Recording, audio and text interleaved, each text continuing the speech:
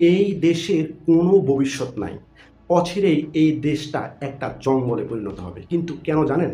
কারণ পিনাকির মতো কুলাঙ্গাররা যখন শহীদদের সংখ্যা নিয়ে হাসি ঠাট্টা করে, তখন এই দেশের হাজার, হাজার পাগল তাতে হাততালি দেয়। কত্ত বড় স্পর্ধা! মুক্তিযুদ্ধে নাকি ২,০০০ মানুষও শহীদ হয়নি। এই অবমাননাকর কথায় দেশের রাজাকাররা, মির্জাপুরের নাতিরা আজও অট্টহাসি হাসে।